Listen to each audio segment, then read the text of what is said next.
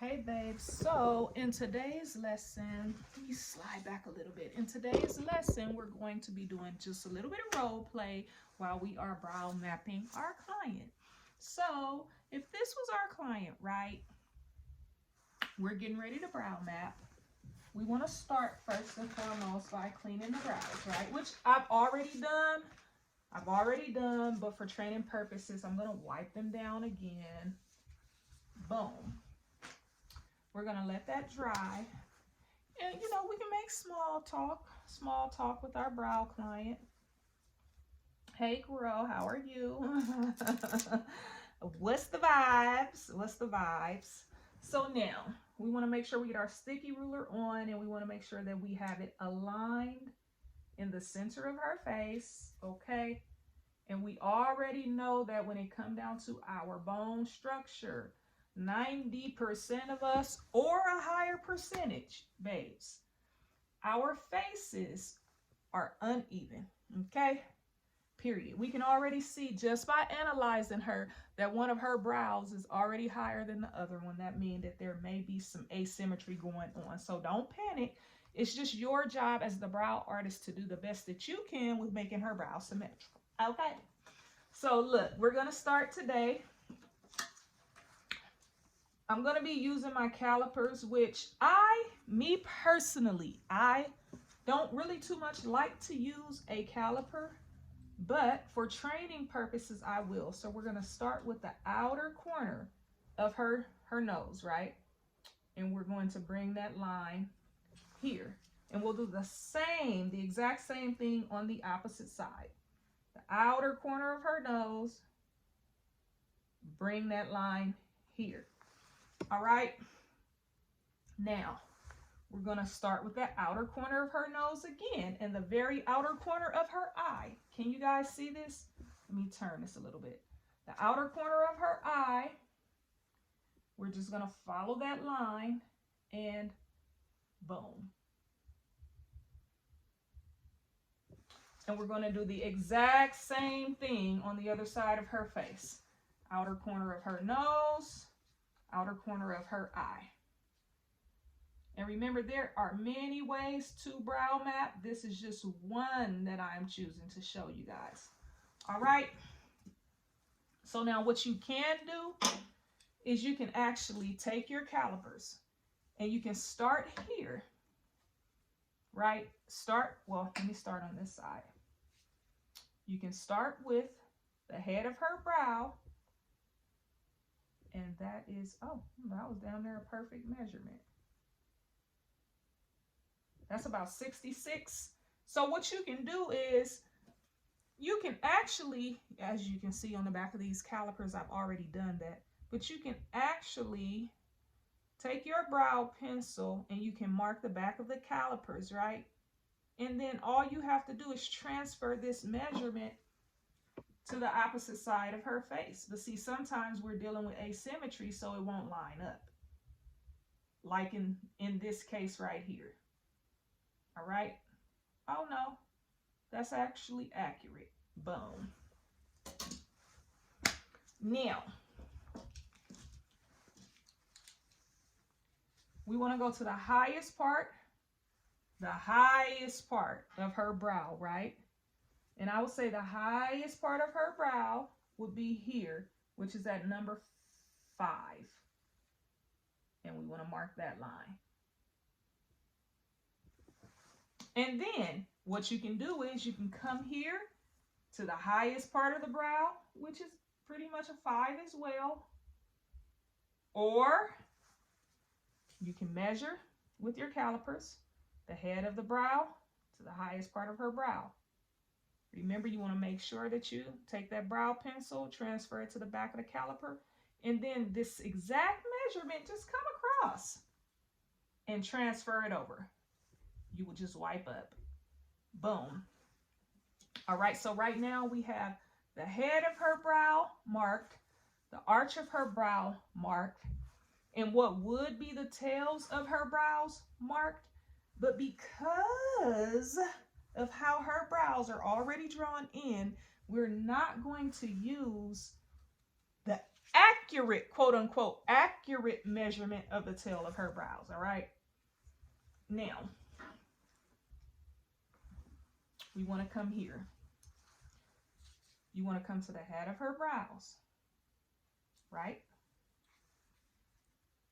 And you want to draw directly across the very top of the head of her brows. And then you want to do the same exact thing with the bottom. Make sure that's even. And then some people outline with their clients sitting up. Most people outline with their clients laying down. So it just depends really on you. Can you see this? Let me pull her up. Can you see those measurements? All right, now let's get to it. Another thing that you will see a lot of artists use is string.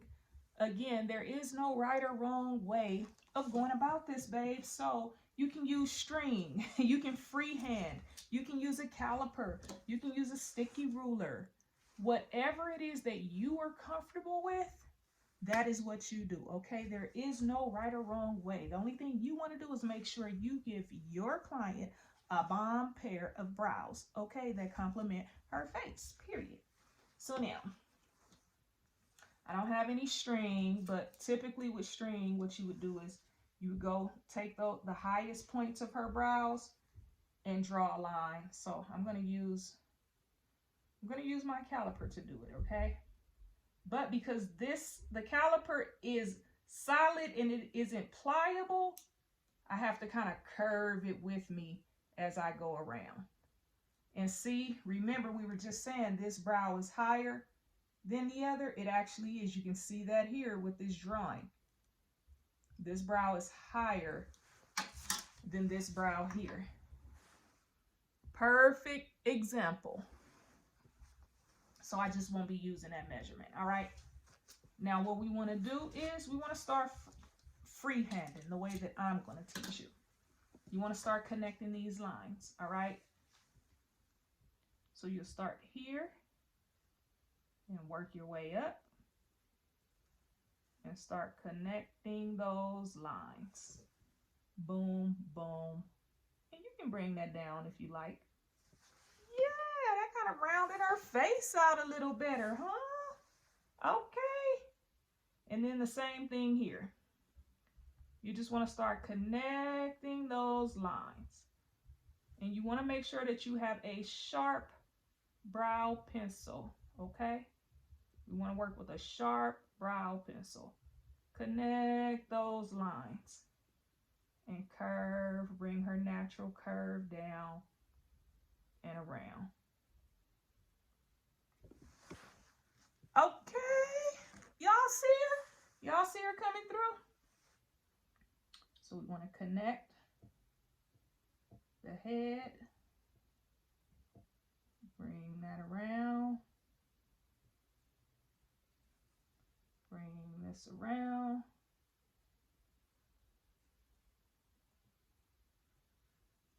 And then again, remember we said we can bring this down to the arch line, what should be the natural arch line. Okay. Take this line, connect it.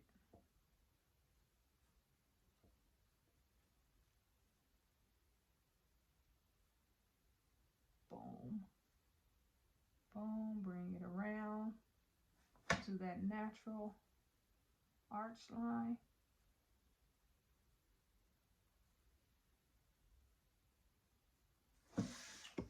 Boom. Now what we would do is, this right here is another one of those things that is preferential, okay? Not everybody likes to fill the brow in, but for training purposes, I'm going to give you your options. So what you can do is you can fill that brow in to create that shape, okay? So you know the shape you're going to be shading in. We will fill this in.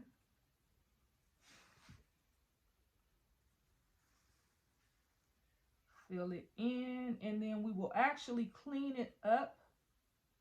Yes, we will clean it up. We'll clean this up with our concealer.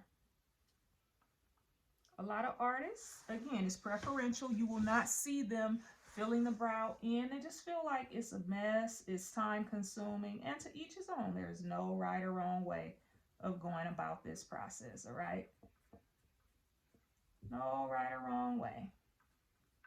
Me, I started out this way, and I'm starting to get away from filling in.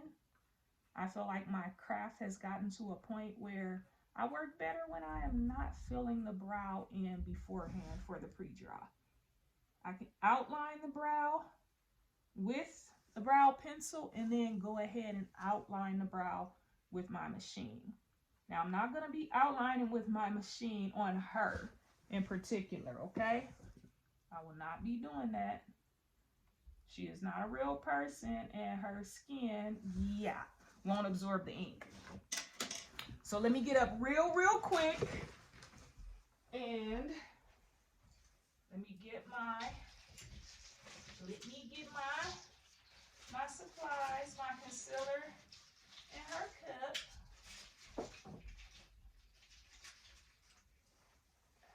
I'm back, babes. I am back. So I have my concealer, my Maybelline. I have my Maybelline. And I'm just going to put a couple of dabs, as you can see, inside. Oh!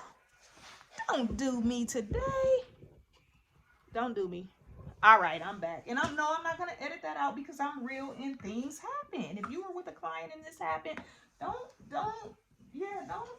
make a big deal out of it, Miss Girl. Just get back on track, okay? So I have my ink cup here, and I have my concealer brush. So I'm going to dip that right there, and then we're going to start concealing. And see, even this part right here is preferential. You want to take your time and just clean up that brow shape. Take your time. You are not in a rush. Clean up that brow shape. Get it nice and crisp so that you can make sure that your outline is nice and crisp and you have a great end result. And 9 times out of 10, she will be laying down for this part, okay? Your client will be laying down for this part. So you have some artists that will just conceal the bottom, or they'll conceal the bottom and the top, all right? So I'm gonna conceal the top for you guys for training purposes. And because she's sitting up, I have to come over her because she's not laying down. So you wanna make sure you take your time and get that outline nice and crisp. Nice and crisp. Dip your concealer brush back into the concealer if need be. And we want to get that outline nice and crisp. Taking our time. And then remember, if you take away too much, it's all right. Go back, grab your pencil and fill it back in. Certain things you don't want to make a big deal out of. This is the pre-draw. This is the drawing before you actually place pigment into your customer, your client's skin. All right. Y'all see how nice and crisp? See how nice and crisp that is? In comparison to her right eyebrow, do you see how nice and crisp the left eyebrow is? All right. Now, I'm not going to conceal the left eyebrow. We're going to have a conversation real quick. So what happens is after you have concealed both brows, right? This is what will typically happen. You will have, let me sit here for a minute. So you will have your client stand up and you'll tell her to go ahead and look in the mirror, right? Go ahead, look in the mirror. Let me know if you like the shape. if the shape is a little bit too thick or if it's a little bit too thin. Boom. This is where we make those corrections at, right? Now, 9 times out of 10, your client will look at themselves and see that you filled their brows in with this pencil, right? And they're going to be taken aback like, whoa, my brows are really, really dark. You want to ensure them that that is just the drawing. It's just the makeup, okay? It is just the makeup. And yes, after you do their procedure, their brows may appear dark like this for a few days, okay? That's a part of the healing process. But then they'll lighten up, they'll turn a grayish color, they'll start to scab and flake and peel and all this other stuff, okay? Yeah. But you don't want to scare them off or for them to feel like, oh my God, I'm gonna be stuck with these harsh brows. No. And then you may have some girls, okay, some Miss girls. Wait a minute. Let me get myself together. You may have some Miss girls like me because remember, I did my own brows. And I knew I used blackish brown ink on my brows because I'm the kind of person, I enjoy wearing makeup and I wanted my brows to be dark and I wanted them to pop. So off the top, I knew that I wanted dark brows. You may have some clients that are like, go dark, first go round. But again, it is up to you as the artist to give your client the best possible outcome. So instead of going harsh, dark, please let them know that if they want their brows darker, you guys can make that happen at their touch-up appointment, right? But you don't want to send them home with some barely there brows either, okay? You should at least be doing 5 to 7 passes, okay? Meaning going over the brow 5 to 7 times with Miss Bougie Babe Brow Slayer, okay? That's what you should be doing. You don't want to go over the brows doing 2 passes and saying, I'm done, Miss Girls. It don't work like that, okay? It don't work like that. But I love y'all. I love y'all. And if you have any questions, make sure you reach out to me at bougielifestylebrand@gmail.com. Mwah.